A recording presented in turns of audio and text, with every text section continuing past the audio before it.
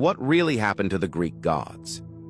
People often ask me, what happened to the Greek gods and goddesses? Where did they go? Why did they vanish without a trace? It's a question that sparks images of epic battles in the heavens.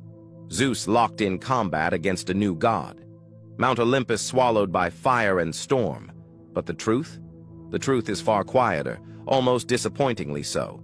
There was no final world-ending clash, no Ragnarok, no cosmic thunderbolt marking the gods' last stand.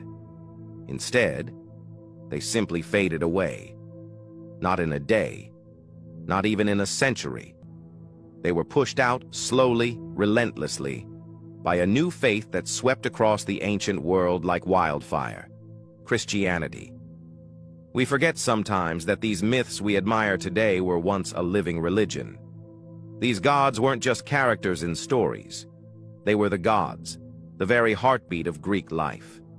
Temples towered above cities, offerings burned on altars, priests whispered to oracles in shadowed chambers. But across history, the same pattern repeats. A new religion arrives. It doesn't just preach, it conquers. It reshapes the spiritual map of a civilization. And in Greece, the old gods were no exception. Christianity came armed not only with faith, but with tactics. Sermons that painted Zeus and Hera as petty tyrants. Laws that branded worship of the old gods as dangerous. And, when persuasion failed, the sword. Yet even before St. Paul set foot in Greece in 49 AD, the cracks were already forming.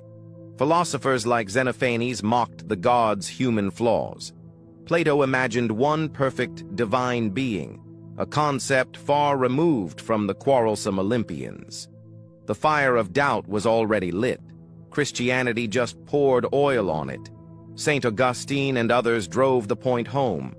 If these beings are truly gods, why do they act like jealous mortals? It was a devastating question, one that cut deep into the heart of Greek belief. And so, temple by temple, statue by statue, the worship stopped. Not because the gods had been slain, but because no one dared speak their names. Generation after generation grew up under the cross, not the thunderbolt.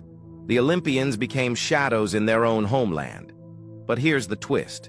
This is not the end of their story. Today, the gods of Greece are stirring again, not in temples, but in pages, on screens, in art. Movies, novels, and video games have resurrected them in the minds of millions. And in Greece itself, Hellenistic paganism has returned, officially